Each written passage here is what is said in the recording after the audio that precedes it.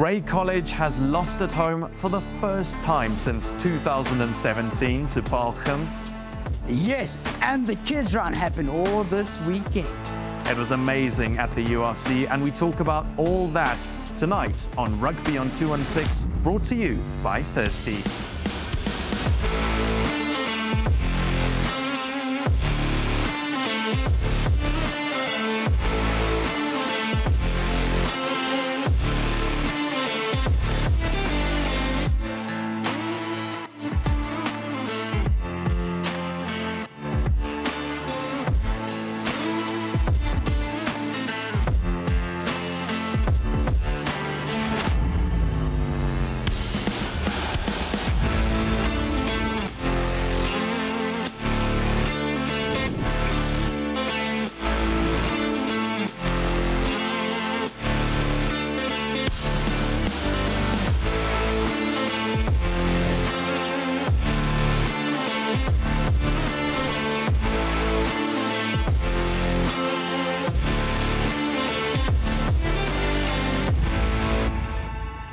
It's another episode of Rugby on 216. Nkosi, the Rugby Guy, joined me for that intro, and he will be with us later on in the show to do Ask the Ref, and we'll chat to him about the awesome stuff he's been up to during the Vodacom URC Kids Round. In the meantime, give him a follow on Instagram and TikTok. But besides for that, I'm joined by Kooks for another episode of Rugby on 216. Kooks, good to have you here, and I'm just going to comment on our jerseys and get it out the way. You're wearing a Paarl Boys jersey. I'm wearing a Rondebosch jersey. There's just nice jerseys, Alex. I don't know why you're coming with it's a sad look in your eye. I mean, it was a tough Saturday, but I figured if there's ever a time for me to wear this Paarl Boys jersey was today.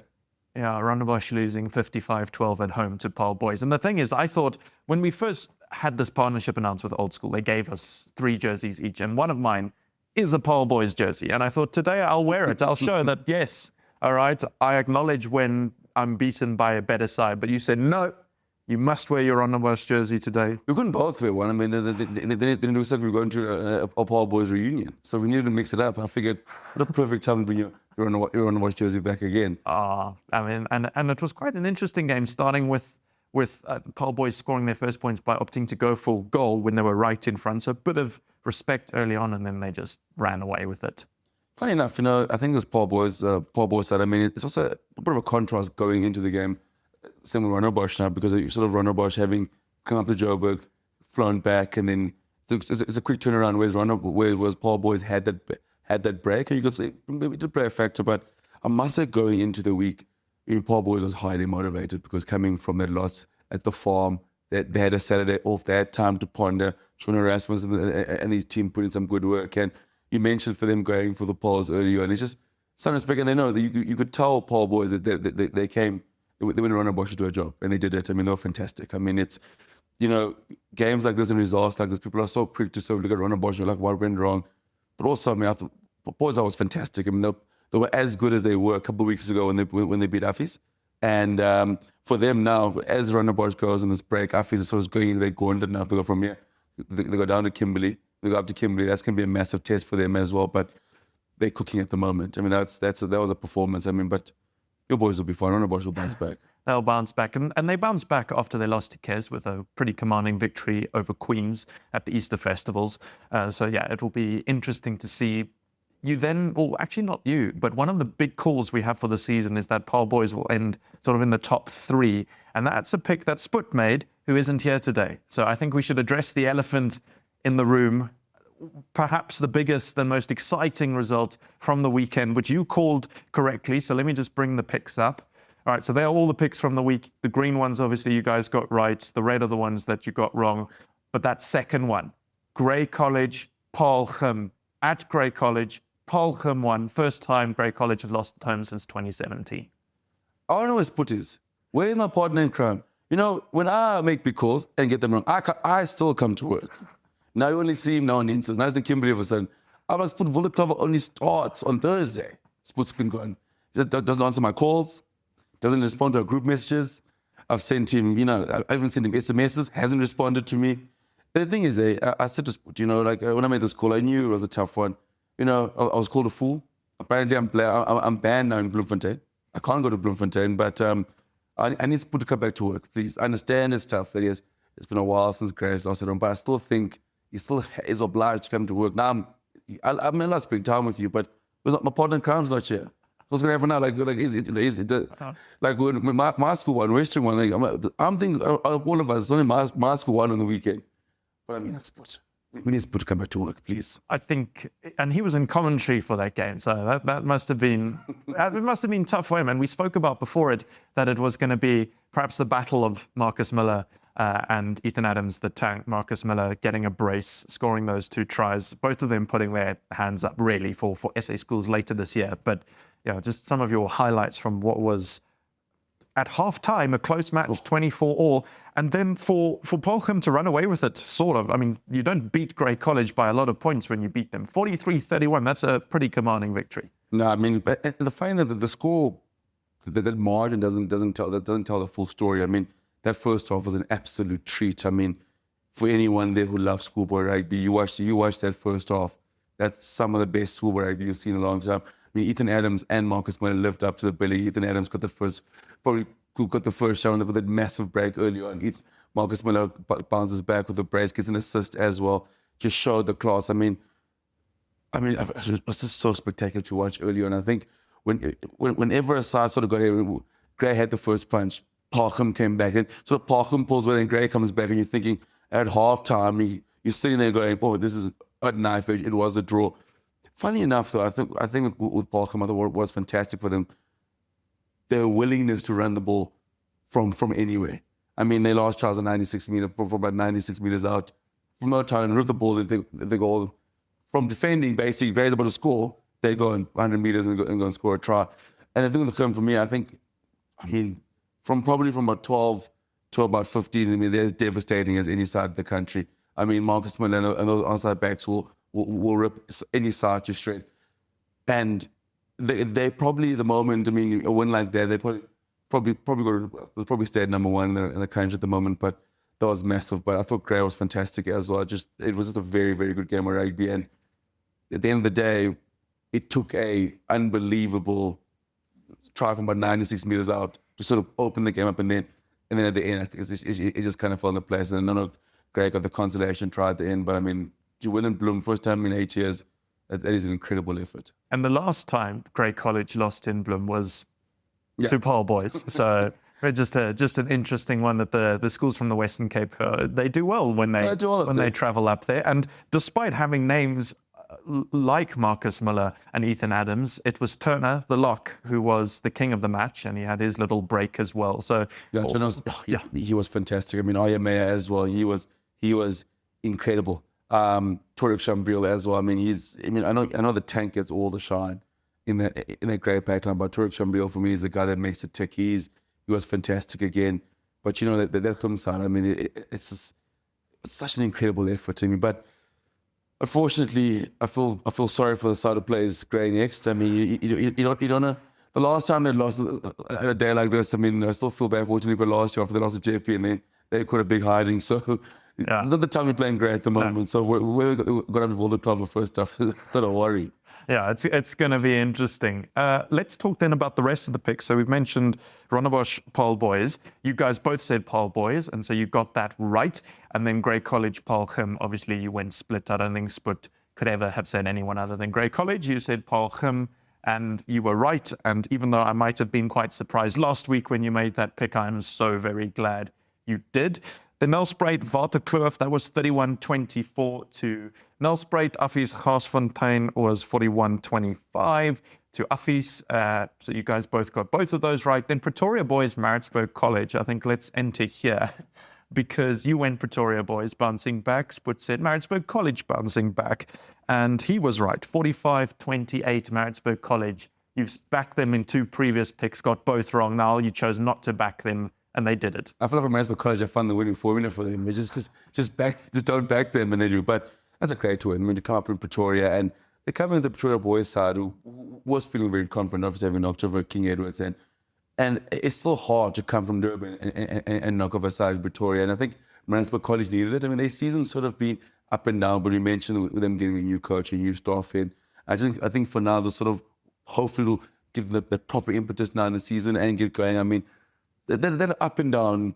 They're up and down. Easter Festival going down to Nelspruit, but in the last day at St. John's. But I just think now with Maritzburg, I do think that this sort of result, having come back up here, it does kick forward the season. But sure, the boys will be back. I'm sure they'll be gutted. I mean, it's never nice to lose at home, but then it was quite convincing for Maritzburg. It was a proper performance. Yeah, and good for them to bounce back. And I think it also shows that school rugby, there are these moments where anybody can beat anybody at any time. It can surprise, which is why I'm glad I don't have to make picks each week and just leave it to you guys. But one that you both got wrong then, Queen's Selborne, the wreck, the derby. It was a reunion as well. You both thought Selborne was going to go down and spoil the party, and they didn't.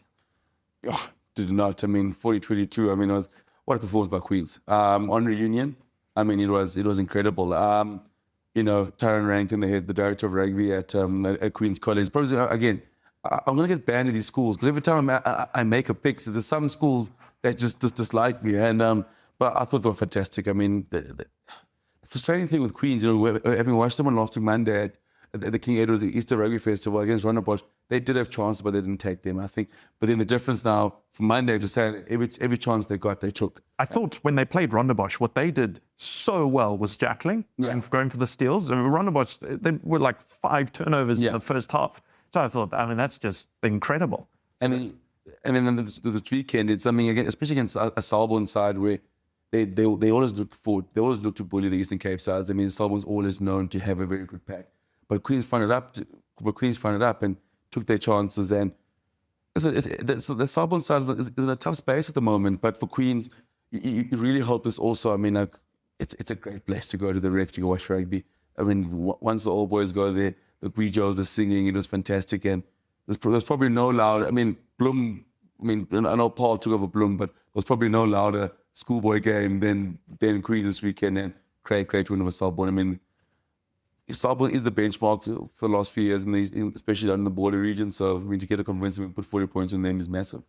Yeah. All right, then let's go up to KZN. So a game that we didn't pick, but we've sort of been talking about DHS, Northwood, Westville have been in there. DHS played Northwood this weekend and won 22-19. So, yeah, that's the last one I just want to get your thoughts on. Yeah, I mean, I've been tight as well. It does feel like in KZN, probably the top 3 side is I think DHS is probably leading the pack. I mean, having beaten Westville and now they've beaten Northwood. But it just shows, I mean, it's a great Northwood side. I mean, last year they were good, they've bounced back again this year. They've got a monster pack. And pity the game against King Edward was stopped by lightning. But the DHS side is going to be very, very, very tough. I'm very excited to see them, how they go at Wildeklawer. There's probably a massive test for them and West massive game against Stellenberg. I think that's going to be, for me, probably the game that I'm really looking forward to. I mean, obviously barring Affis and Paul Roos, but I think the DHS side, it's hard to look anywhere else now in terms of who's the best side in KZN other than them. Awesome. Yeah, it's going to be a great match. We'll talk a bit about that later on when we discuss Wildeklawer coming up next week. But let's have a look at what the picks did to the points. So you both got 4, which means you remain the reigning champions. It doesn't change because you both got 4 right. This was... To be fair, it wasn't even, yeah. In his absence, No, yeah. By default. I came by default. I think the Paarl Grey College call on its own is enough. This was last week. Sput was sitting at 82%, you were sitting at 71%, and now Sput's come down quite a bit. You've just gone down to 17. He's got 18 out of 23 picks this season. You've got 16 out of 23. So it's getting closer. I told you I'm chipping away. Yeah. Slowly but surely, chipping away. And it's still early in the season. Yeah. So we're still in May. So lots of rugby to happen. And I'm hoping you guys are going to settle around here and we're not just going to keep going down till No, yeah, but the thing is, it's so hard. Yeah, that's the problem. I'm hoping is at least stay in the 70s. Let it at least look like we know what I'm talking about. Yes. Okay. Well, we'll talk about Wildeklawer later on. I'll get your thoughts on those 2 matches you've already mentioned. We're going to take a quick break now, and when we come back, we're going to wrap up the Easter Festival, which finished last week, Monday. See you in a bit.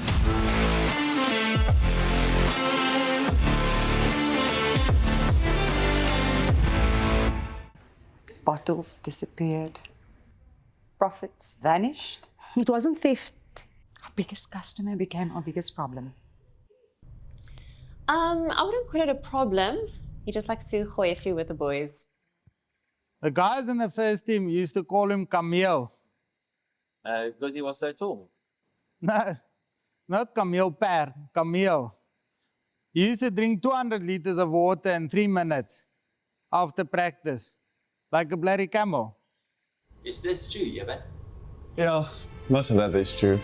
I am thirsty.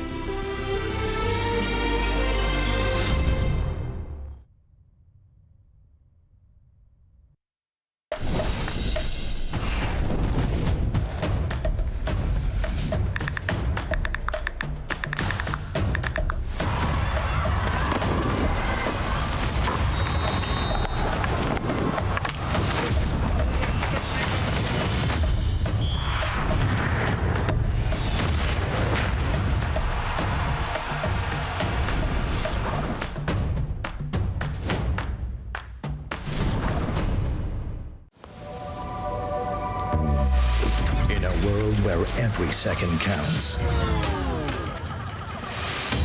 will he make it on time? Out here on the streets, anything can happen when the odds are stacked against you.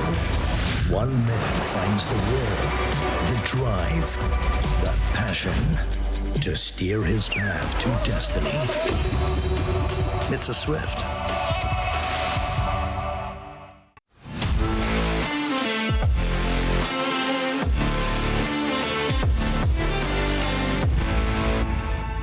Welcome back to Rugby on 2 and 6, brought to you by Thirsty. I'm with Kooks. There's no Sput. Gray lost at home, and yeah, we haven't been able to get in contact with him since.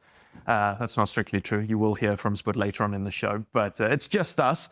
And I wanted to talk about Easter Festival. It wrapped up last week, Monday. You were there throughout the weekend. Just your thoughts overall on Standerbank Easter Festivals and the whole vibe that went along with them. Oh, it was fantastic. I mean, in Joburg, I mean, it's such a hub. I mean, it's such a vibe. You know, when you're saying since it is on Thursday, it was buzzing from early on, and some people probably skipped work to get down there early on. I mean, it was fantastic. They bring out St. John's and it cares. And St. John's is also very special because St. John's got everyone. Probably they got the Thursday night lights. So everyone loves going when St. John's plays a night game at 8 o'clock under lights. So it was fantastic. And then Cares King Ed was also very nice. Most of the Eastern Cape schools were there. The Queens, the Selborns, and Pearson from the Eastern Cape made their debut.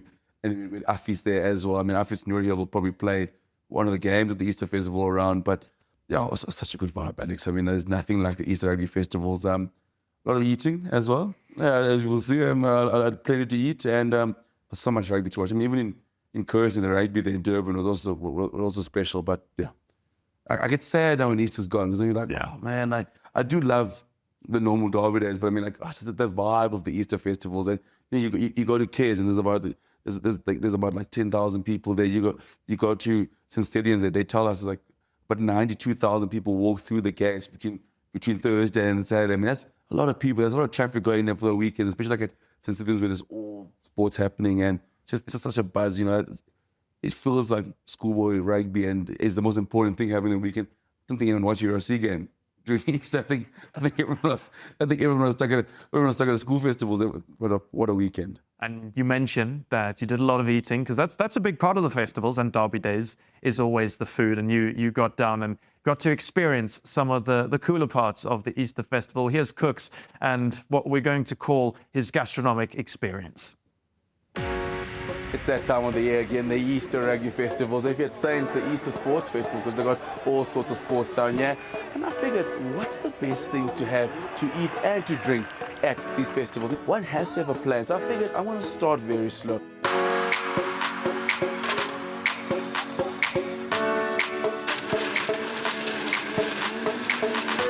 It's day one. I want something to drink, and I'm here at the Saints Brew. And I was thinking to myself, I have a nice little slushy. It remind me of my youth. It's the love and passion that we invest when making them. This is the passion fruit crusher, as it says, passion fruit. So it's one of the most amazing refreshing drinks. Whenever you want to quench your thirst, hangover, this is for you. It's a fantastic slushy. This is sort of 4 or 5. I think 4 or 5 is a great start. The tone's been set now. So, St. John's, kids, please be ready.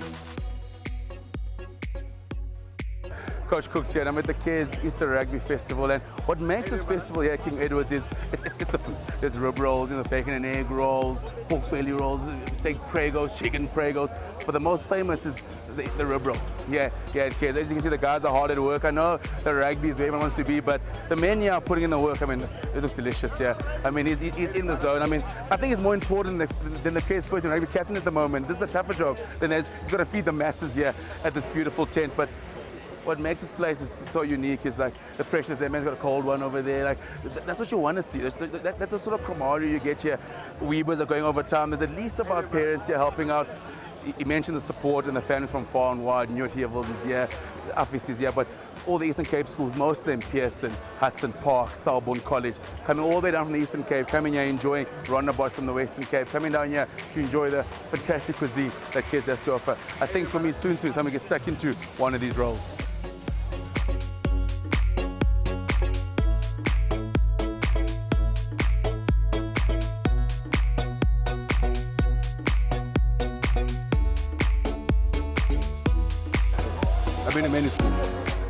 I've been to many festivals.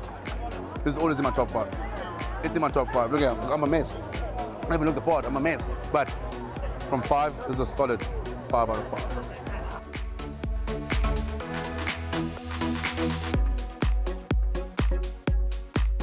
What makes it special is my spice that I put on. After the first one, yeah, you'll definitely come back. What is a festival without a boerewors roll? What is a rugby tournament? What is a derby and a festival without a boerewors roll? That's why I stopped here at St. John's, saving the best for last. A boerewors roll from the braai box. Let's see how it goes. That is definitely the best for last. It's another 5 out of 5. I had to end it with a boerewors roll. I got to give it a perfect 5 out of 5. I mean, it was fantastic. Ketchup, some mustard, but unfortunately, my time comes to an end now. I've eaten enough. I've enjoyed some great sports, some great food, but from Coach Kooks, that's a wrap from 2025 Easter Rugby Festivals.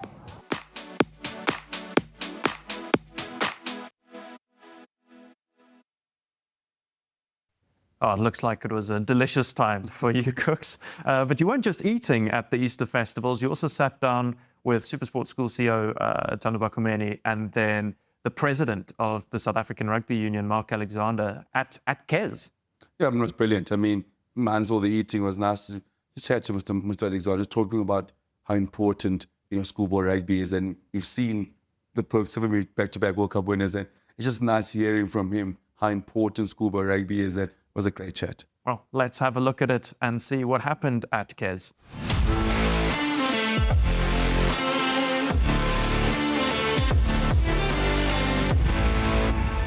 It's that time of the year. We are at Cares for the Easter Rugby Festivals, and it's always probably the best weekend of schoolboy rugby here in Joburg. The two special guests, Chairman of SuperSport, Thando Bakumeni, and the president of SARU, Mr. Mark Alexander. Mr. Mark was the president. I think you by far the most high-profile guest you've had at SuperSport for a very long time. But for you, how you find the festivals and how important schoolboy rugby is for you guys at SARU? I think the work that the schools do to host these festivals is unbelievable. This is where the futures box are made. The amount of effort put by educators and teachers and the schools into rugby is unbelievable. Schoolboy rugby is as important as the Springbok team. And the coaching here, that's where the hard work gets done. Rassie gets a team and he gets players after all the hard work is done here. So we're extremely grateful to what the schools do for rugby in South Africa. And Thando, I mean, this is the only festival happening. There's usually here in Adelaide, St. John's is full there. St. Stithians also have a sports festival. I mean, the SuperSport schools is such a crucial time for us in Calendar.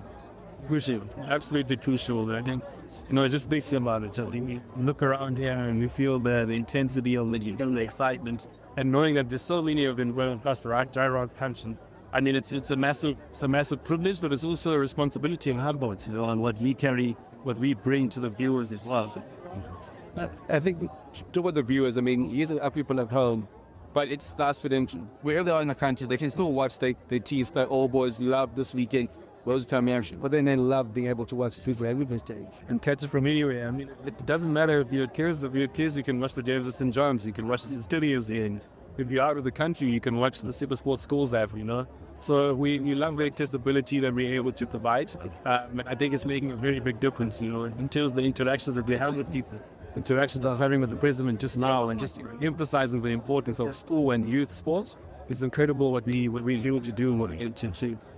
Mr. President, schoolboy rugby is a very healthy place at the moment, and I'm sure you mentioned Rassi and the guys, and they must be excited because it probably makes their lives a bit easier because the amount of talent that comes through some of the schools, the talent rate is off the charts. Unbelievable. Unbelievable. The talent that comes out of our school system.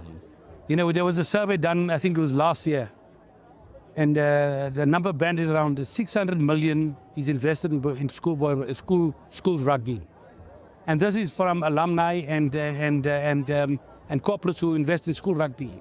So we are extremely grateful to them and to all the schools who put on these festivals and make it possible for young boys to showcase their talent at this level.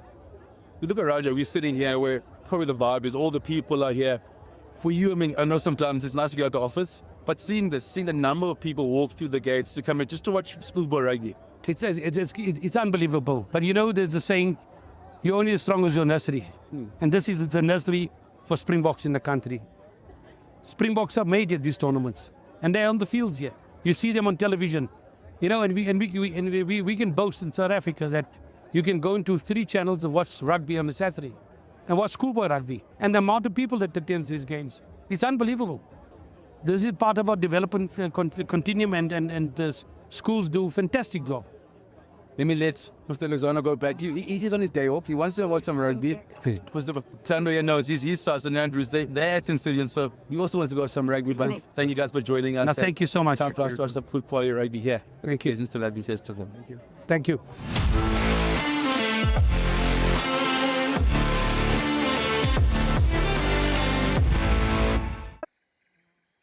We were lost for 3 days. I told him to ration the water, but he somehow went and drank every last drop in the first hour. I have a family. We urge the public to remain calm. There is no leak. However, we have identified a thirsty individual who's responsible for this water crisis in the Western Cape. You almost left Brackenfell for Waterkloof just because of the name. Almost. Jason, is this true? Yeah, that's true. I am thirsty.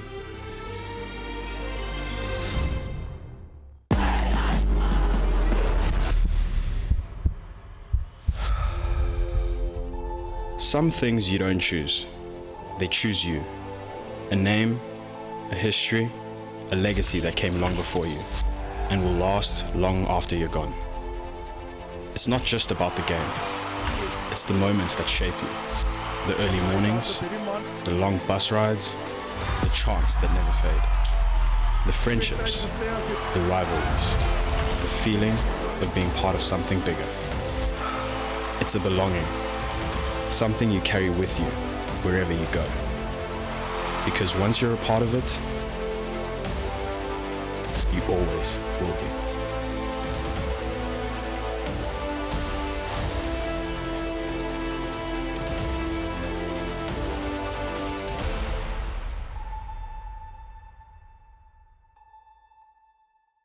Sure. Sure. You sure? Sure. Sure. Sure. Yeah, man, you sure? Yes, I am sure. Look at this thing. It's presidential. What if we get caught, man? Nobody gets caught in South Africa, man. That's true. Now lift.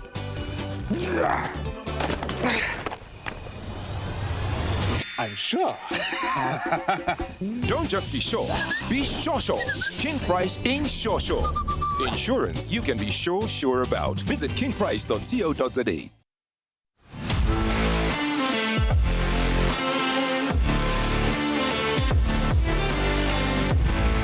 Welcome back to Rugby on 216. I'm joined just by Kooks today. Sput's not here. He's actually in Kimberley talking to Louis de Kock all about Wildeklawer, and we'll play that interview in a little bit. But let's just talk a bit about Wildeklawer, Kooks, coming up this weekend, and I guess it runs actually throughout the later part of this week.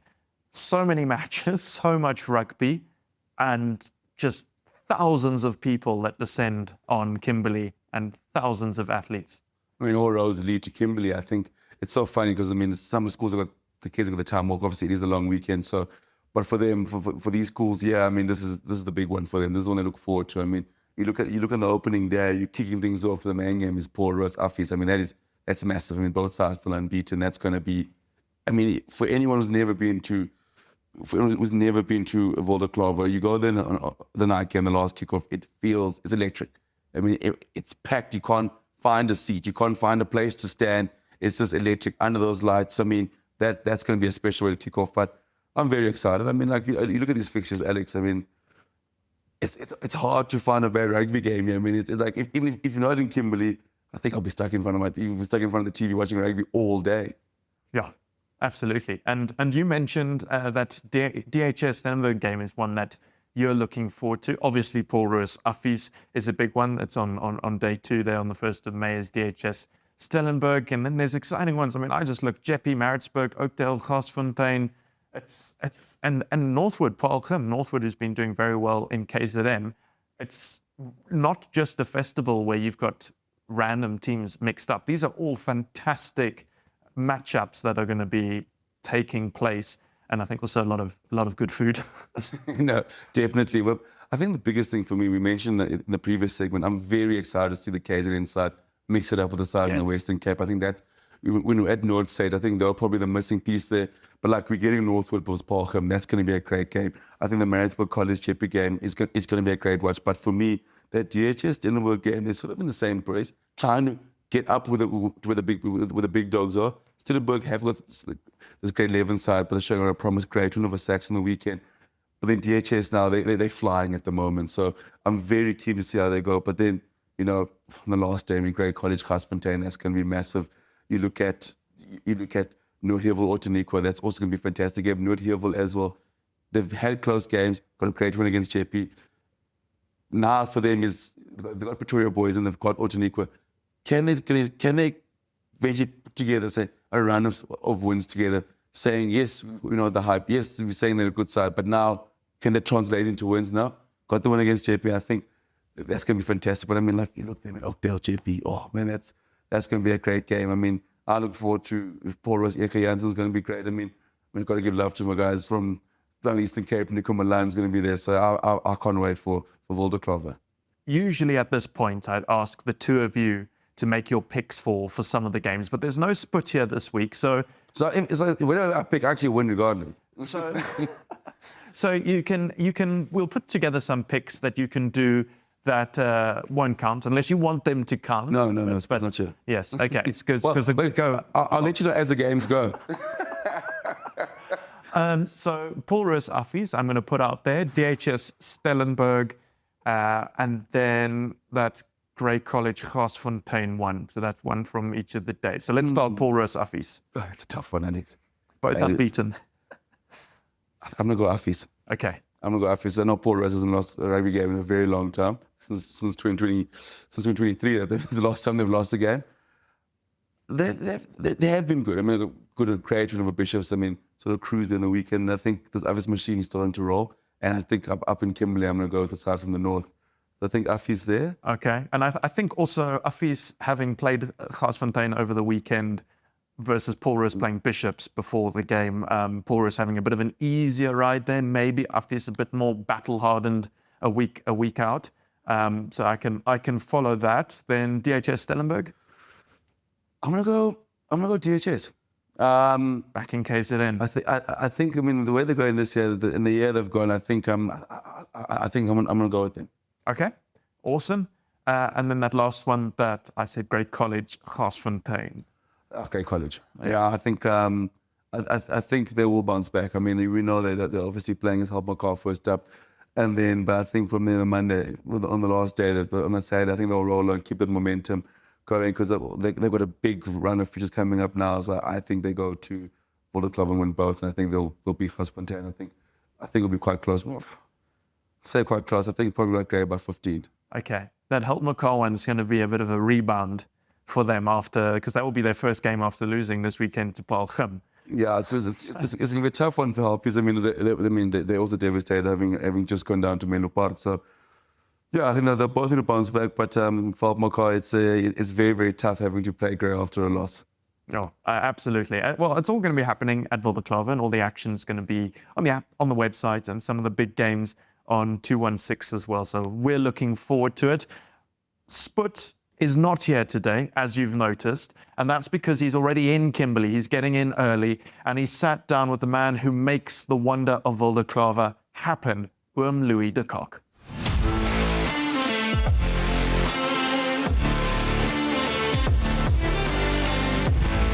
And we're sitting here in the office of the headmaster of Diamantveld Hoërskool, where all the action will happen this coming week at the Absa Wildeklawer Rugby Tournament.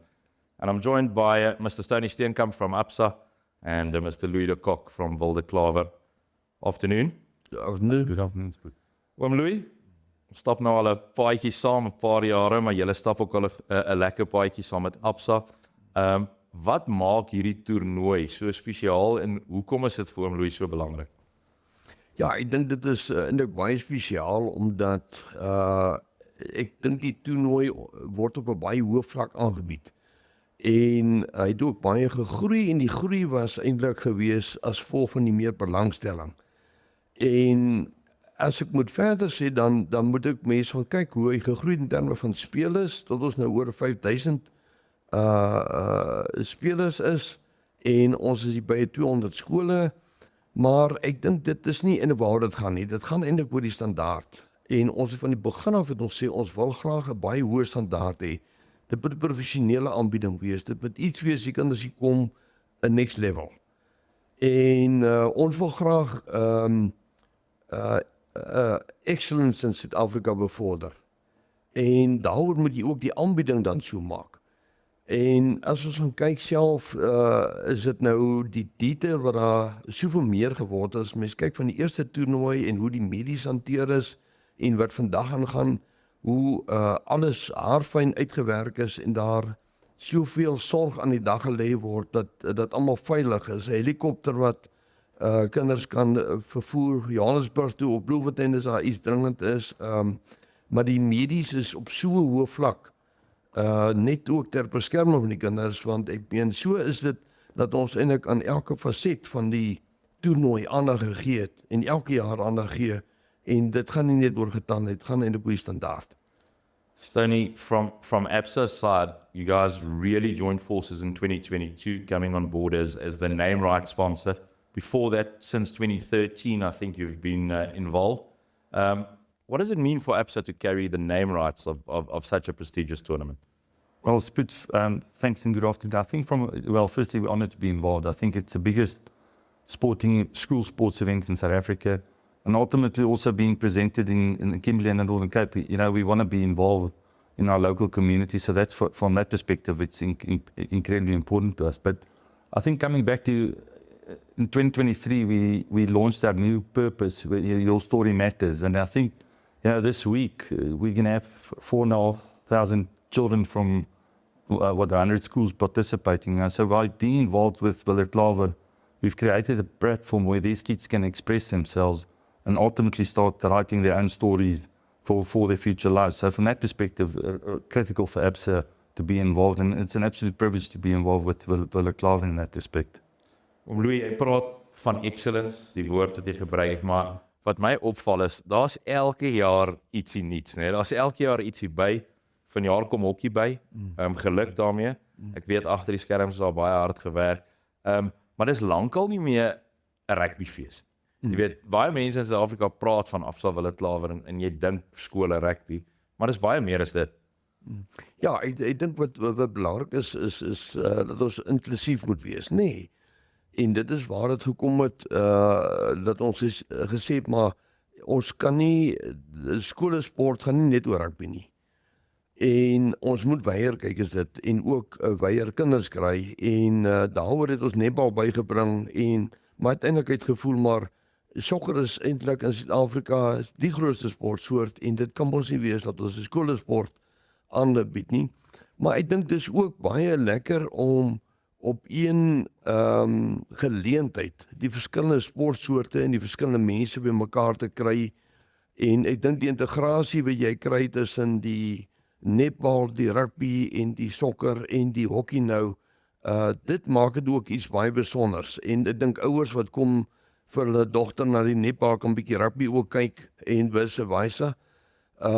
So ek dink uiteindelikheid is dit belangrik in Suid-Afrika om in alle fasette eintlik te probeer inklusief te wees, wat taal aanbetref, wat skole aanbetref ensovoorts, maar die oorkoepelende gedagte bly dan topspanne die beste in Suid-Afrika om dit te bevorder en ek dink dit is ongelooflik om te sien die groei wat daar gewees het in skolesport, maar ook die standaard wat eintlik aan die groei is, voortdurend verbeter is en dis eintlik ongelooflike groeiende omgewing eintlik as ons dit so kan stel. I am a man with a bit of a rugby ball collection, so thank you very much for my gift, standing here. But Stoney, all the Springboks that have played at the Absa Wildeklawer tournament on this ball, on the back, the international players, guys like Bram Steyn, who's played at the Absa Wildeklawer tournament. All is well in South African school sports, isn't it? And that's, that's from that perspective, that's why we believe in and we want to stay involved from that perspective. Because each one of these individuals started writing their own story at Absa Wildeklawer. So from that perspective, and that said, it's also our intention. We've been, like you said, we've been involved since 2022. It's also to extend our involvement for at least the next 3 years in this prestigious event. That's amazing news, and you're in that first year on Rugby on 216. Absa ready to continue with the relationship. Oom Louis, maar ons het nie net die groot of die hooftoernooi, soos hy bekend staan nie, maar daar's ook 'n Noord-Kaapse uitnodigingstoernooi waarin oom baie belê.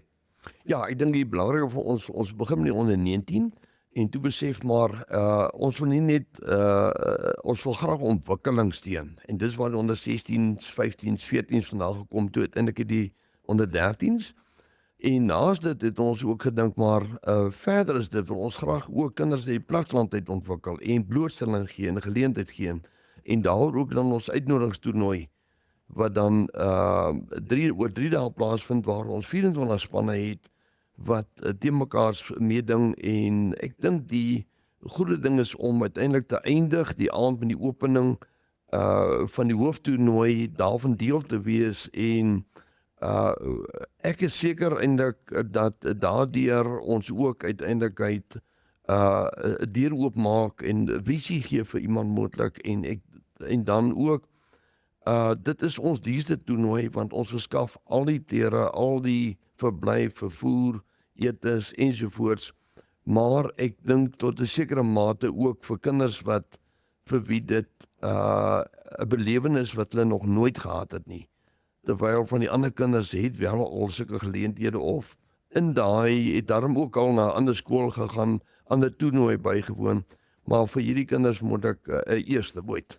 And Stoney, I want to touch on this point because we spoke about being noticed and there'll be scouts and things like that. But it's also an opportunity for these boys and girls in the invitational tournament to be noticed. And sometimes sports really changes lives. You are 100% correct. I think it gives the children the opportunity to express themselves. But by taking this opportunity and making use of it, ultimately a lot of these individuals in future will either move into different schools across the country or even universities, be picked up in varsity sport, the varsity. So from that perspective, a big opportunity for these children. Rugby on 216 will be visiting Kimberley as well during the Absa Wildeklawer tournament. And at SuperSport schools, we have a saying that World Cups are won 10 years in advance. This week in Kimberley, we will see the stars of tomorrow right here on Channel 216 SuperSport schools. For me, unfortunately, I was in the headmaster's office quite a lot, so I feel right at home. And we look forward to seeing the rest of South Africa in Kimberley with the Absa Wildeklawer tournament starting tomorrow, 30 April.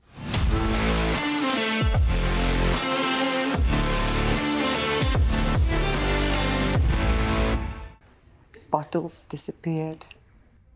profits vanished. It wasn't theft. Our biggest customer became our biggest problem. I wouldn't call it a problem. He just likes to gooi a few with the boys. The guys in the first team used to call him Camille. Because he was so tall. No, not Camille, Paarl, Camille. He used to drink 200 liters of water in 3 minutes after practice, like a bloody camel. Is this true, Jebben? Yeah, most of that is true. I am thirsty.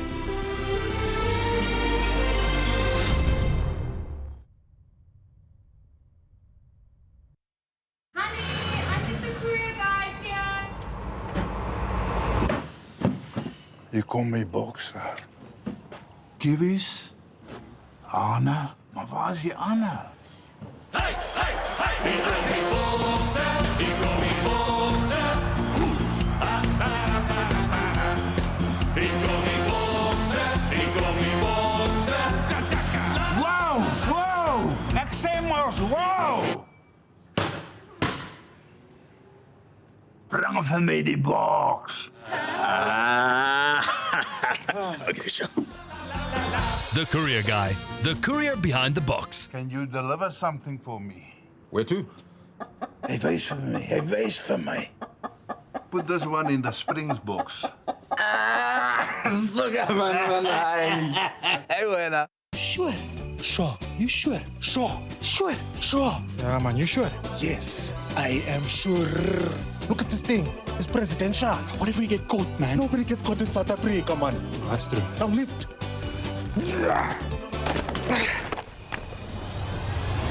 I'm sure. Don't just be sure. Be sure. King Price in sure.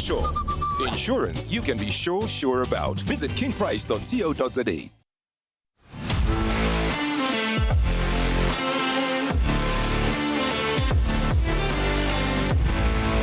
Welcome back to Rugby on 216. Now, over the last weekend in the Vodacom URC, it was the kids round, and somebody who was involved in that and who we have in studio today, Nkosi, the Rugby Guy, my favorite influencer. Sorry, Kooks. Nkosi, welcome to SuperSport School Studio, first of all, and welcome to Rugby on 216. Thank you so much. I've actually been seeing this on television, and I'm like, wow, when am I gonna go there? And yeah, I thank you so much for this opportunity, guys. Yeah. I think he's coming for your job, Kooks. I'm very worried, yeah. Well, judging the way I'm making picks, I mean, he's at hard to take my job at the moment. I mean, I'm sure Nkosi will get them right. I think Nkosi, I know you mentioned it was the kids round in the Welcome URC. I just don't like the jersey he's wearing. Sorry, it's like it's hurting. It's hurting me. If anybody watched the build-up to the Lions match against Connaught over the weekend, they would have seen you there chatting to Joel Stransky. So talk to us a little bit about what that experience was like being at the stadium. Really amazing. The what you call it, electricity, and plus also atmosphere. Oh, too much, too good. And just enjoy the kids round, and I think I've actually had a blast. Did you? I mean, you're in the change room. Yeah. I've been supposed for quite a while. I've been begging to get in the change room. Clearly, I'm not the rugby guy. He is. What was it like being in the change room? Oh, good. That was actually my first time to see the changing room because you know we mostly see it on the television, and actually sitting in one of my favorite players, JC Pretorius. Oh, too good. We're sitting in his spot. Yes. So he played so well yesterday because you made sure his spot was warm. You brought the good energy, and the Lions in the end won, playing better than the previous week. Yes. What was it like seeing all the kids in the stadium, the crowd, all of that? Good. It was so good. Really enjoyed that. Just so that the next generation can feel how it actually feels, and to see the fans and the crowds, and it was really amazing. And JC Pretorius, you say one of your favorite players. Is there any reason for that? JC Pretorius, there is because he's the guy that very humbled, down to earth, and plus also he plays very well. Have you seen? He picks up the props. He can even pick you up, eh? I'm like, don't embarrass me. It's first one of my job. Now he's having a quick fight. What is he trying to take me out here? Also, I must say, talking about the kids, Ron, Goz was telling me that his favorite school side to watch is JP Boys. So now, the guys at kids now are sad now because of the JP kids, so you must be happy about that. Oh, I am. We've been waiting. We've been patient and we've been waiting and we've been trying. We've been talking to the coaches. We've been, I'm telling you, from 12 to 12 o'clock in the morning, up until 12 o'clock p.m. We've been training and the boys. And then after that, we did beat. Sorry, man. I saw yesterday in your interview when you were talking to Joel Stransky, he was trying to get you to support Maritzburg College, but he was very adamantly a Jeppy boy. So supporting Jeppy. And your journey with rugby and supporting rugby actually started with watching school rugby. Is that right? Yes, correct. And what match was that? That was actually Jeppy Boys versus Parktown. I won't forget that. 2012. That was so good. Just unfortunately, we didn't beat Parktown because Parktown, they do have good, talented players. Okay, well, I think the first time I ever saw content from you on social media, because obviously you post a lot of social media, was a video that you posted where you were doing some refereeing signals, actually, and then you tagged a couple referees, and you tagged me amongst them, and there was Amy Barteron and people there, and then you tagged me, so I was like, I don't know why you're tagging me, these names, but anyway. Made a big mistake. big mistake. We have a segment on the show now, Ask the Ref, where usually Spud and Kooks ask me refereeing questions, so now you and Kooks are going to ask me questions to do with refereeing laws, anything like that. So would you like to ask me first, or do you want Kooks to go first? Or a rock, paper, scissors? Paper, scissors. Shoot. No, let's retry. Rock, paper, scissors, shoot. You ask first. So we know straight after the Rugby World Cup, we had this actually new law, the 20 minutes red card. Is that still being played by schoolboy rugby and also professional rugby? That's such a good question because it's different at literally every level. So at international rugby, so let's start there right at the top. So if you watch the Springboks play now, yes, there is a 20-minute red card, but there's also still a full red card. And sometimes people are like, what's the difference? So the 20-minute red card will be if they have to send it off-field for a referral. So if they give a yellow card and say off-field referral, and then later it's upgraded to a red card, then it's just 20 minutes. And after the 20 minutes, you can replace the player, but that player can't come back. But if somebody punches someone or something, that would be a direct red card, and they're off for the full match. In URC, there's no 20-minute red card, so it's the full match. And whether it's upgraded or not, they don't have a bunker, so they decide on the field, and it's the full match. In school rugby, we now do. It's not 20 minutes because we don't play 40-minute halves, so it differs based on each age group. And so it goes down from 15 to 10 minutes. So there's a whole range for that. And we don't have direct cards. So whatever red card you get in school rugby, you'll be able to be replaced after a certain amount of time. Wow, that's a very good question. That's a very good question. It confuses the refs. I was going to say, it confuses the refs. The minute home, they're like, okay, so where's... I feel like each game, they should be like, this is the 20-minute card, and the breakdown is too. Yeah. But my one is very simple. So in the Paarl versus Grey College game yesterday, just before Kooks scored their last try, massive break. I mean, ran by 95 meters. But as they had a massive overlap, and then Tariq Chambriel sort of deliberately knocked out, but luckily for Bochum, it fell back into their hands and they ended up scoring. So the ref had advantage for the deliberate knockdown, and it felt like if Bochum didn't score, Chambriel goes off the field. So my thing is it sometimes what happens with the referees is that if the situation where it is a card, but then the try is scored, they say, you know what, he's being punished enough because the try has happened, so you don't give the card, so you don't get punished twice. So is it supposed to be a card in a situation like that plus a try, or what happens there?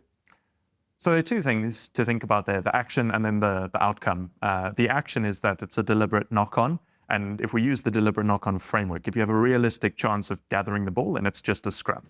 If you don't have a realistic chance of gathering the ball, so you go with one hand, then it's going to be at least a penalty.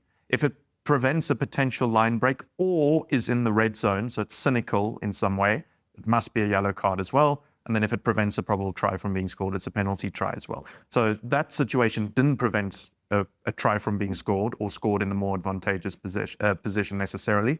So it wasn't a penalty try, but because of where it was and there was such a big overlap, it's still a penalty and yellow card worthy.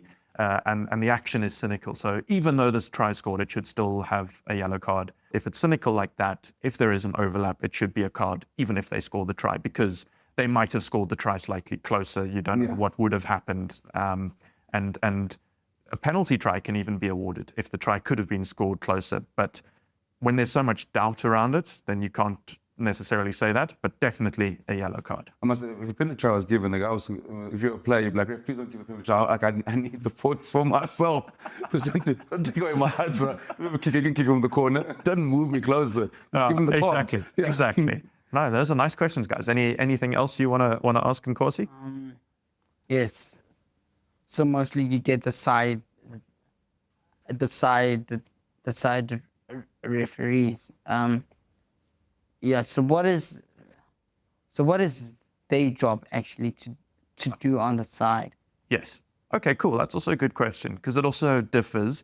At a school rugby match, like if you're watching the second team, usually it's going to be a coach or an extra player from each team. So then they are what we call touch judges. And there's a reason we call them that, because their only job is to determine whether the ball's in touch or not, and if it goes over the crossbar and between the poles for a goal. So that's all they do. But then if you get to URC, Currie Cup, professional rugby, or first team matches, first team club matches, first team school matches, then they are assistant referees. So they're still worrying about touch and about goals, but then they're also going to be setting the offside lines. You'll notice they'll stand with the back line for scrums and lineouts. So they'll set the offside line back and help the teams know where they need to stand.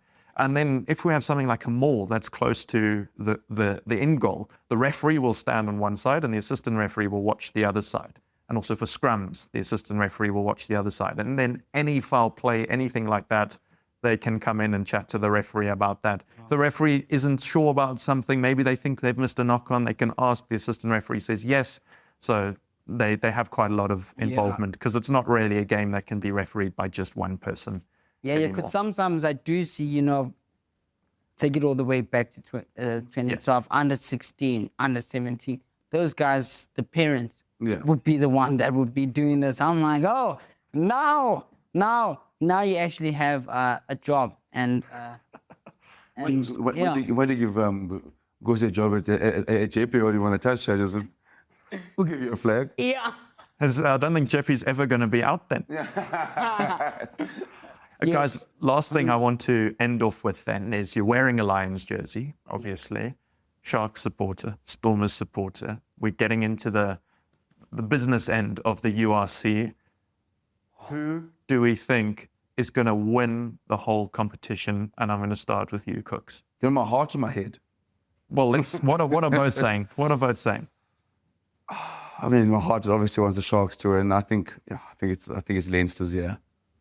Okay. I think they finally get it right. I'm going to agree with you that the Sharks won't win because they're probably going to play the Stormers in their quarterfinal. You just worry about getting in, and then the Stormers are going to beat them. So, Nkosi? Just have to go with. I know, but we have to go with Leinster, man. Come on now. Leinster, the Lions fans. Sorry. So sorry, guys. It's basically not like that. What are we picking up? I've just jinxed Leinster. So hopefully you have, because they've finished top of the table the last 3 years and haven't won. So fingers crossed. And they lost to Scarlets. So yeah, they're not unbreakable, and the Bulls beat them. But Nkosi, thanks so much for joining us on Rugby on 2 and 6. Have you enjoyed your debut? Yes. Yeah. Yes, I have. Like I was actually looking around and just seeing the legends over here, becoming professional rugby players one day, and it's really amazing because I've only seen this on television and I'm like, is this all real or what? But now I'm actually sitting and it's real. You definitely upgrade from sport, so you better come back next year. We're going to have to get you back. And Corsi, thanks so much for joining us today. Kooks, good luck with the picks for the weekend. Thank you so much for joining us for another episode of Rugby on 216. New episodes every Tuesday at 7 on SuperSport Schools channel 216, SABC Plus and YouTube. We'll see you next week from Wildeklawer. But for now, bye-bye.